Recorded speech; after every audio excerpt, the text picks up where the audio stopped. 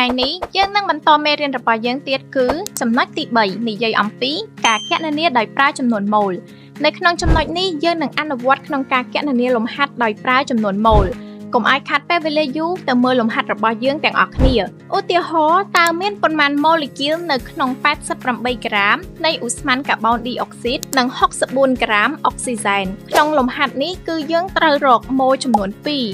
1រកម៉ូរបស់ឧស្ម័នកាបូនឌីអុកស៊ីតនិងមួយទៀតរកម៉ូរបស់ឧស្ម័នអុកស៊ីសែនដើម្បីរកម៉ូបានគឺយើងអាចគណនាតាមរូបមន្តដែលយើងបានរៀនកាលពីវីដេអូមុនគឺចំនួនម៉ូលស្មើនឹងផលធៀបម៉ាស់សារធាតុជាក្រាមជាមួយនឹងម៉ាស់ម៉ូលនៃសារធាតុតាមប្រធានគេឲ្យបំរាប់យើងគឺម៉ាស់កាបូនឌីអុកស៊ីតស្មើ88ក្រាមម៉ាស់អុកស៊ីសែនស្មើ64ក្រាមហើយគេក៏បានឲ្យម៉ាស់អាតូមធៀបរបស់កាបូនស្មើ12អុកស៊ីសែនស្មើ16ដូច្នេះយើងគ្រាន់តែធ្វើការបូកម៉ាស់អាតូមធៀបនៃធាតុបង្កនីមួយៗរបស់ឧស្ម័នកាបូនឌីអុកស៊ីតនិងឧស្ម័នអុកស៊ីសែនដើម្បីរកម៉ាស់ម៉ូលនៃឧស្ម័នទាំងពីររួចចំណុះចូលទៅក្នុងរូបមន្តដូចនេះយើងអាចគណនារកឃើញចំនួនម៉ូលឧស្ម័នកាបូនឌីអុកស៊ីតស្មើ2ម៉ូលហើយចំនួនម៉ូលឧស្ម័នអុកស៊ីសែនស្មើ2ម៉ូលបន្តទៅទៀតនេះយើងចូលទៅដល់ចំណុចទី4ការគណនាតាមសមីការជាទូទៅសមីការគីមីអាចប្រើសម្រាប់គណនាបរិមាណនៃអង្គធាតុប្រតិករនិងផលិតផល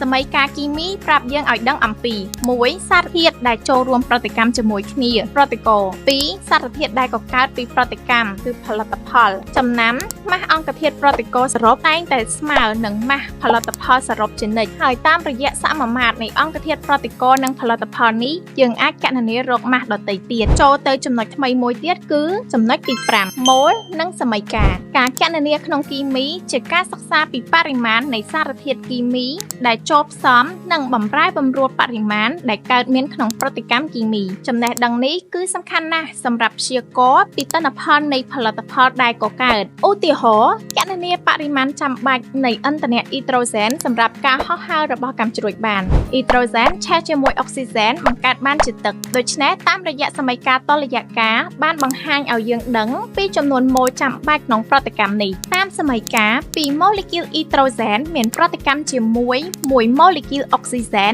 បង្កើតបាន2ម៉ូលេគុលចំហាយទឹកសមីការតុល្យការគីមីនេះបង្ហាញពីសមាមាត្រក្នុងប្រតិកម្មគីមីព្រមទាំងផ្ដល់បរិមាណកំណត់នៃអង្គធាតុប្រតិករនិងផលិតផលបន្ទាប់មកនេះចូលទៅចំណុច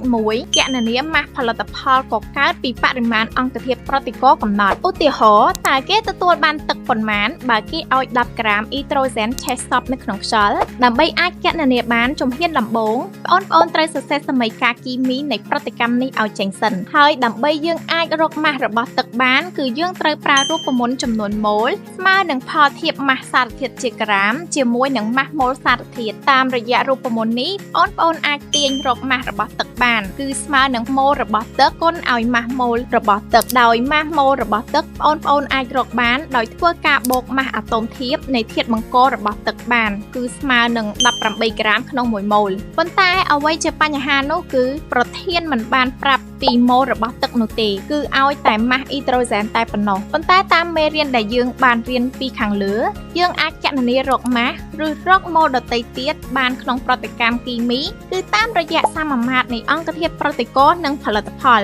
ដោយយើងបានស្គាល់ម៉ាស់របស់អ៊ីដ្រូសែនដូច្នេះបងប្អូនអាចគណនារកម៉ូលរបស់អ៊ីដ្រូសែនបានតាមរូបមន្តដែលយើងបានសិក្សារួចបន្ទាប់ពីគណនារកម៉ូលអ៊ីដ្រូសែនបានហើយតាមរយៈសមាមាត្រអង្គធាតុប្រតិករនិងផលិតផលយើងអាចទាញបានថាម៉ូលរបស់ទឹកស្មើនឹងម៉ូលរបស់អ៊ីដ្រូសែននៅពេលនេះយើងបានដឹងទាំងម៉ាស់ម៉ូលរបស់ទឹកហើយនិងម៉ូលរបស់ទឹកដូចនេះយើងអាចចំនួនចូលទៅក្នុងរូបមន្តរបស់យើងបានដូច្នេះម៉ាស់របស់ទឹកដែលកកើតគឺស្មើ90ក្រាមចូលទៅដល់ចំណុចមួយទៀតចំណុច 5.2 គណនាម៉ាស់អង្គធាតុប្រតិករដែលចាំបាច់ដើម្បីទទួលបានម៉ាស់ផលិតផលកំណត់ដូចទៅនឹងចំណុចខាងលើមុនដែរគឺការគណនារកម៉ាស់ដូចគ្នាគ្រាន់តែពេលនេះគេប្រាប់ម៉ាស់ផលិតផលកំណត់ដែលទទួលបានរួចឲ្យយើងរកម៉ាស់អង្គធាតុប្រតិករវិញសម្រាប់វិធានក្នុងការគណនាគឺដូចគ្នាទៅនឹងចំណុច 5.1 ដូច្នេះសូមបងប្អូនសាកល្បងអនុវត្តរៀនធ្វើលំហាត់ឧទាហរណ៍ដែលមានស្រាប់ក្នុងសៀវភៅពុម្ពបន្ថែមផង